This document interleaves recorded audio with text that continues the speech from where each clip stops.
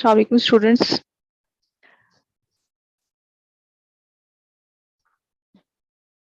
इतने कम बच्चे क्यों हैं अभी तक? हाँ मैम। अच्छा ठीक है। अच्छा, हम लोगों ने आज नेक्स्ट थियरिस्ट स्टडी करना है, मैक्स वेबर। ठीक है, उसका कुछ कंट्रीब्यूशन देख लेते हैं, बाकी हम इंशाल्लाह फर्दर क्लास में देखेंगे उसकी कुछ चीजें। बच्चे अभी आ रहे हैं या स्टार्ट कर दें lecture?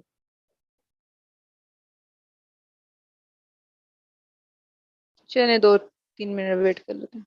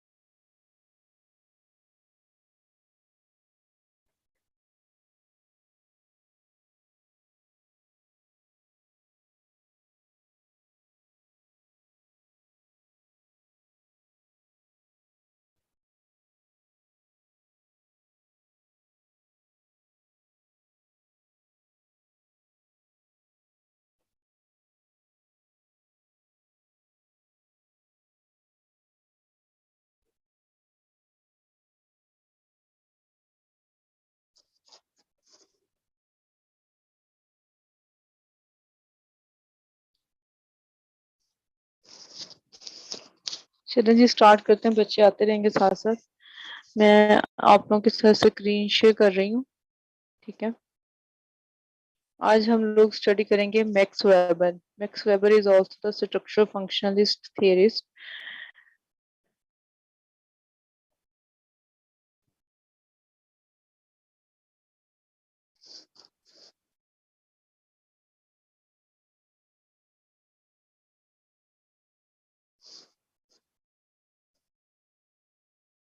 Yes, all of you people can see the screen. Yes ma'am.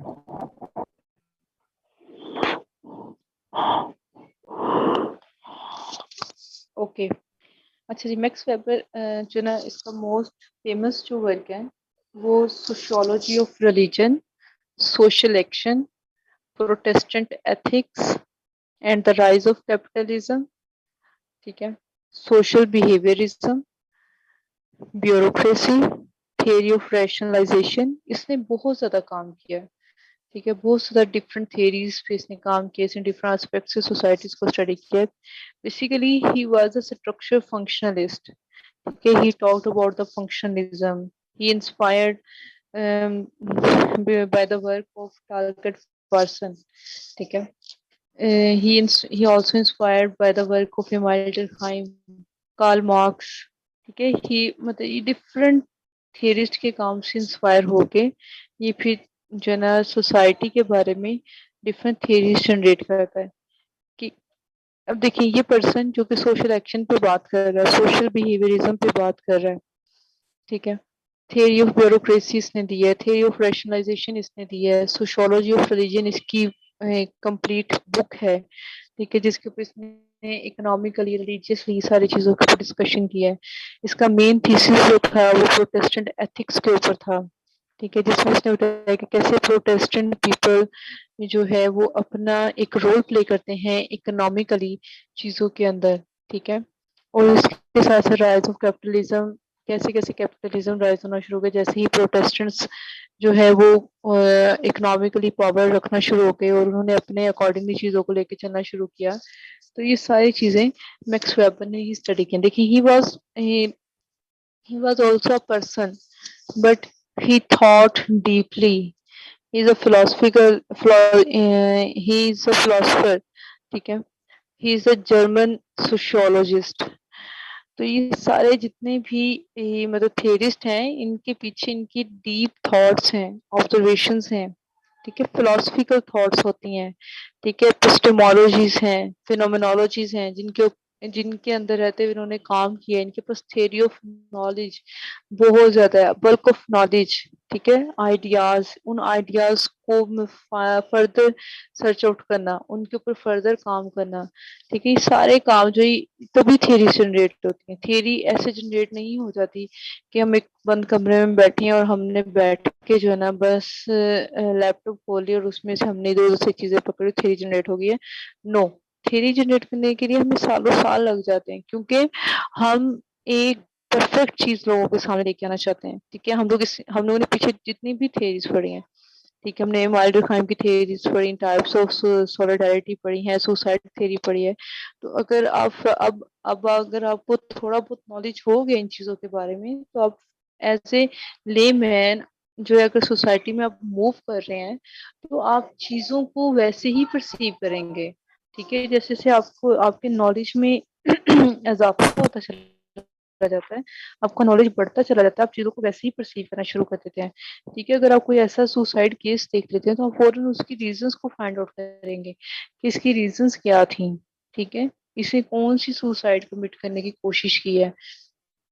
तो ये हमारे नॉलेज के ऊपर डिपेंड करता है। बिल्कुल ऐसे ही हमारे थियरिस्ट हैं, सोशियोलॉजिस्ट हैं, किसी भी डिसिप्लिन को उठा लें, उस डिसिप्लिन में जितनी भी थियरीज हैं, जितने भी थियरिस्ट अपना काम करते हैं, ठीक है, उनके पीछे उनका एक बल्क ऑफ नॉलेज होता है, एक वे ऑफ थिंकिंग है, वे ऑफ ऑब्जर्वेशन है, ठीक है, कैसे वो सोसाइटी में मूव करते हैं, सोसाइटी के अप्स एंड डाउन्स को देखते हैं, फिर उनको कैसे स्टेबल करना है, कैसे उनकी मेंटेनेंस के ऊपर, उनकी डेवलपमेंट के ऊपर काम करना है। इस तरह का सारा काम हमारे थियरिस्ट का है, ठीक है। अगर हम being a sociologist, I I always favour, I always thinking being a sociologist, ठीक है, because I have knowledge what is society, what is social problems, what is social issues, how we people can resolve these issues, ठीक है, how can we find out the solutions of these issues। तो ये सारी चीजें जो है हमें कहाँ से पता चलना शुरू हुई हैं, हमें एक डिसिप्लिन ने ये सारी चीजें बताई हैं, हम उस डिसिप्लिन के अकॉर्डिंगली चल रहे हैं। इसी तरह कार्ल मार्क्स ने अपने काम में जो है बहुत ज्यादा contribution, sorry, in the development of sociology उसने बहुत ज्यादा कंट्रीब्यूशन किया है। उसका जो मेन और बेसिक जो कंट्रीब्यूशन था वो प्रोटेस्टेंट एथिक्स के ऊपर था, जिसमें वो कार्ल मार्क्स के काम के साथ जो है ना वो रिलेट करता है चीजों को, क्रिटिसिज्म भी होता है लेकिन उस क्रिटिकल पॉइंट ऑफ व्यू के साथ वो चीजों को रिलेट भी कर रहा होता है। फिर उसके साथ साथ उस इसका काम सोशियोलॉजी ऑफ रिलीजन इसका मेन वर्क है, ये दो मेन वर्क हैं इसके, ठीक है, बाकी भी मेन वर्क हैं लेकिन मतलब जो मेन कंसंट्रेशन थी इसकी इन दो के ऊपर थी, ठीक है। तो ये ही, तो मेन क्या बताया आपने सॉरी मैम, ये जो दो मेन वर्क्स बताए इनके नाम तो काइंडली रिपीट कर दें। जी, मैंने आपको एक बताया सोशियोलॉजी ऑफ रिलीजन और सेकंड है द प्रोटेस्टेंट एथिक्स। आप किस में हैं चीजें लिखी हुई।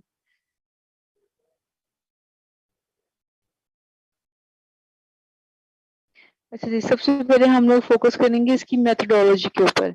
अब मेथडोलॉजी के अंदर ये बेसिकली क्या चीजें बताने की कोशिश कर रहा है। मेथडोलॉजी में ही also focused on history and sociology. ठीक है, basically what is the history behind sorry, what is the history which is cause of the development of sociology, emergence of sociology।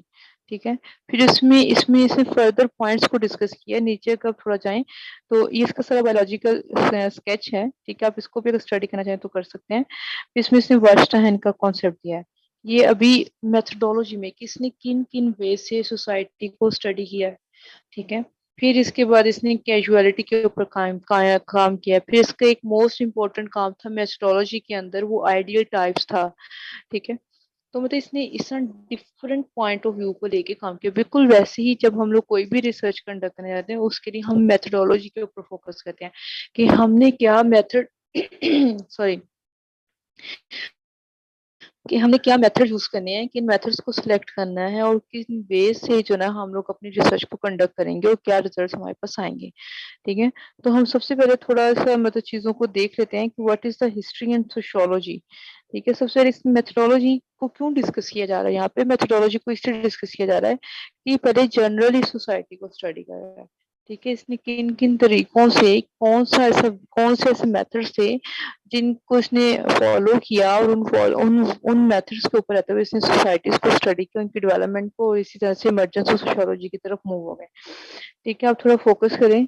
Even though weber was a student and took his first academic job in law, his early career was dominated by an interest in history। देखिए basically he is PhD in law। ठीक है, but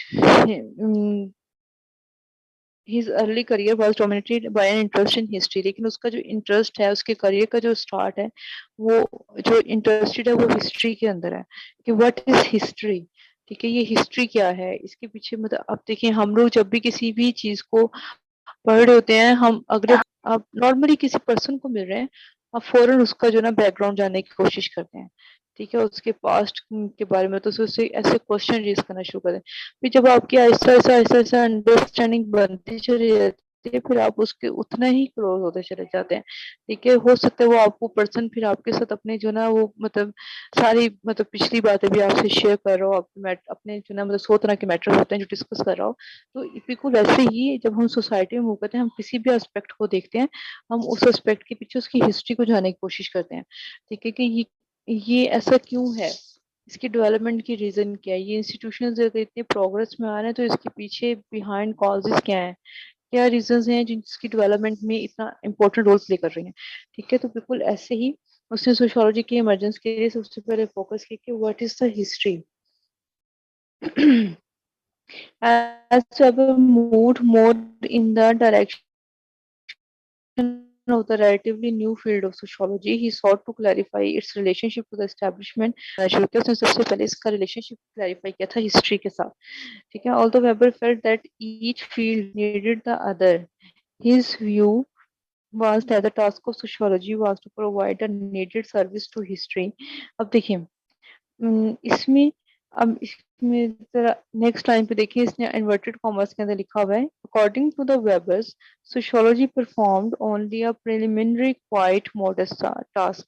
वो कहते हैं history जो है उसमें historically चीजें हम लोग देखते हैं, लेकिन इसका रिलेशनशिप है सोशियोलॉजी के साथ। ठीक है, जब हम सोशियोलॉजी के अंदर किसी भी सोशल इशू को, किसी भी चीज को डिस्कस करेंगे, तो उसमें जो चीजें हैं वो हमें जो ना उसका हिस्टोरिकल बैकग्राउंड हमें देखने की जरूरत है। वो कोई भी डिसिप्लिन, कोई भी चीज जो है फिर वो किसी दूसरी मतलब वो अलोनली नहीं हैपन हो जाती, बल्कि उसके साथ उसके पीछे किसी दूसरे चीज का हाथ जरूर होता है। कोई ना कोई चीज अफेक्ट जरूर कर रही होती है, कोई कॉज बन रही होती है, कोई अफेक्ट हो रही होती है। ठीक है, तो ये मतलब ये जो रिलेशनशिप है, cause and effect relationship, basically वो इसको देखने की कोशिश कर रहा है। In Weber's sorry Weber explained the differences between sociology and history। He also discuss, sociology seeks to formulate type concepts and generalized uniformities of empirical process. This distinguishes it from history, which is oriented to the casual analysis and explanation of individual actions, structures and personalities, processing card significance. It is the important line. ठीक है, अब देखिए sociology basically जो ना different types of concept and उन concepts को generalise करना, ठीक है, उनमें हम सिमिलैरिटीज और डिफरेंसेस को देखते हैं। जब हम किसी भी कॉन्सेप्ट को जनरलाइज कर रहे होते हैं तो हम उनमें सबसे पहले यूनिफॉर्मिटीज को देखते हैं, क्या सिमिलैरिटीज एग्जिस्ट कर रही हैं।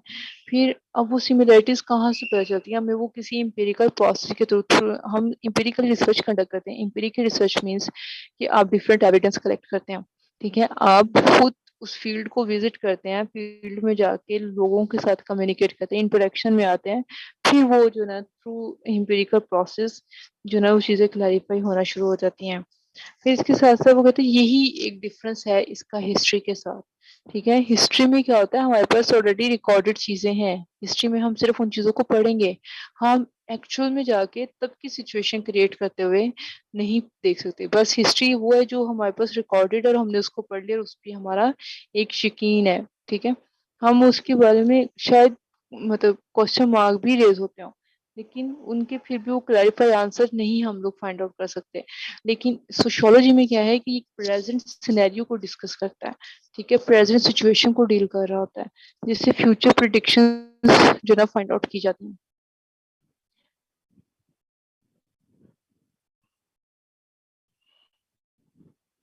इसके साथ साथ इसमें सोशियोलॉजी में, ठीक है, जब हम सोशियोलॉजी के एनालिसिस की बात करते हैं, इसने इसमें अगली लाइन में इसने जैसे लिखा है which is oriented to the casual analysis. Sociology basically एक कैजुअल एनालिसिस है and explanation of individual action. Individuals के एक्शंस परफॉर्म करते हैं, स्ट्रक्चर्स क्या हैं और उनकी पर्सनालिटीज, ठीक है, अकॉर्डिंग टू द कल्चरल। देखिए, अगर हम यूनिवर्सिटी ऑफ सरगोदा के स्टूडेंट्स और टीचर्स हैं तो हमारे ऊपर उस अदारे का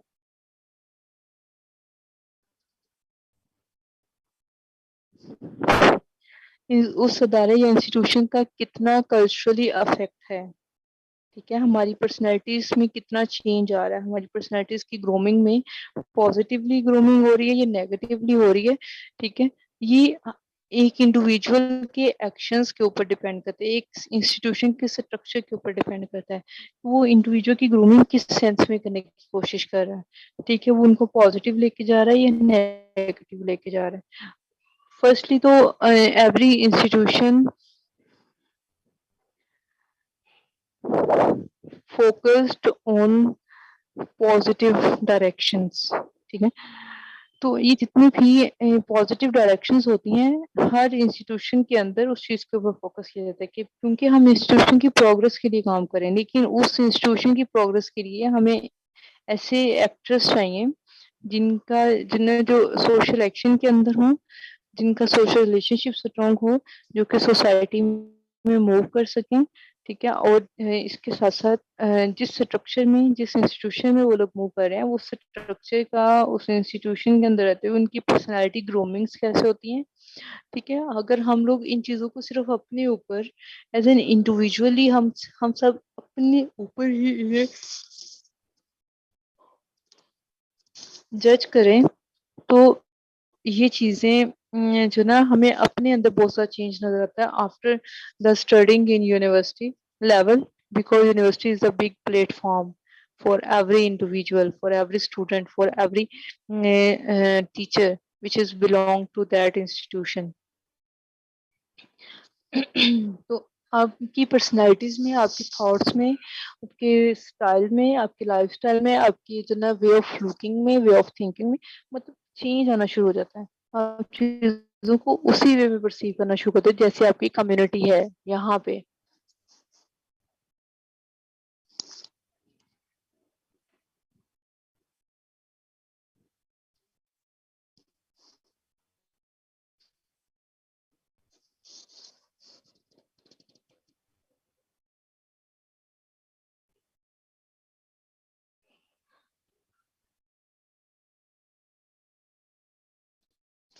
अच्छा जी, according to the Max Weber, sorry बच्चों, रोजा है तो इस टाइम जो ना वो बिल्कुल बोलने की हिम्मत नहीं होती। तो according to the Max Weber, sociology clarify the concepts, ठीक है, which is performed a casual analysis of historical phenomena.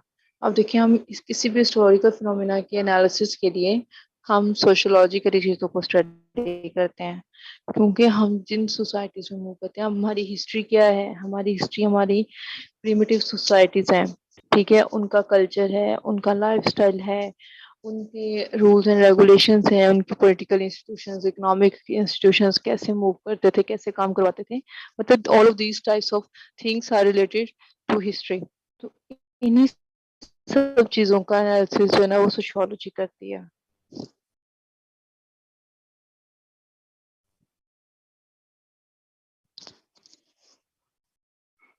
इसमें ब्रीफली सिर्फ यही है कि किस तरह से मैक्स वेबर जो है वो हिस्टोरिकली चीजों को देखता है और उन्हें सोशियोलॉजिकल टर्म के अंदर स्टडी करने की कोशिश करता है, ठीक है, कि उनमें मतलब क्या क्या चीजें, क्या कैसे चेंज आ रहा है, कैसे हमारी सोसाइटीज जो ना वो सिंपल टू कॉम्प्लेक्स होती जा रही हैं।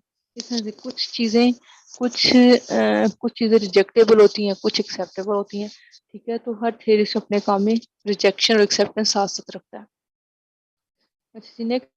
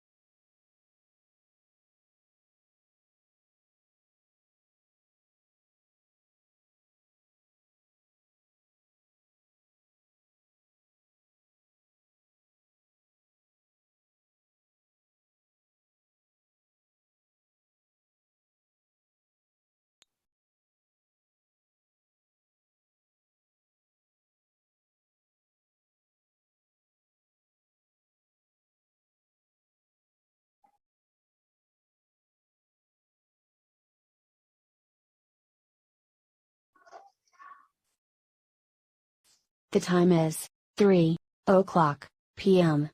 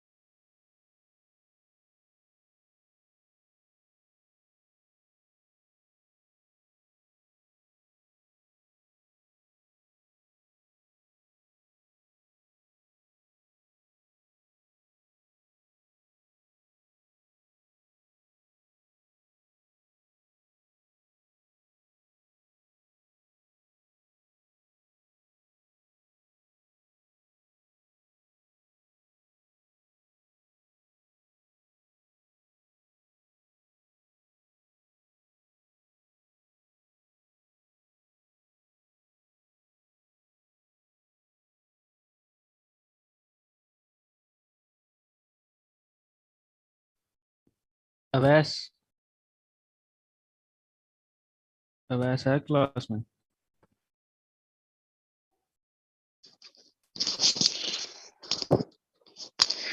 चलिए,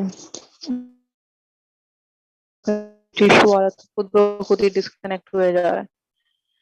अच्छा जी, तो हम लोग बात पर हिस्ट्री एंड सोशियोलॉजी को हम लोग डिस्कस कर चुके हैं। ठीक है, अब हम लोगों ने उसका नेक्स्ट कॉन्सेप्ट पढ़ना था, वर्षताहन। हम देख लेते हैं उसे।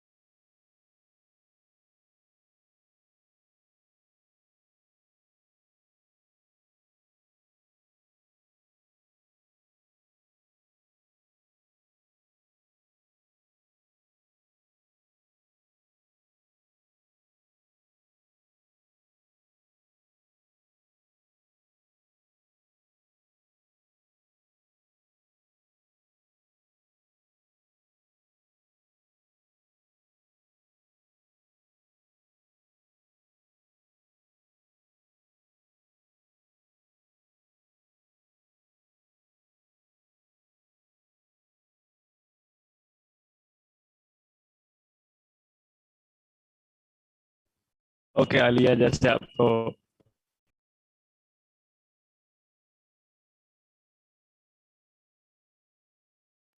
भाई मीटिंग ऑन लॉक है। मैम जो है वो मतलब कि उनका पर्सनल है, वो तो वैसे ही ज्वाइन कर सकते हैं।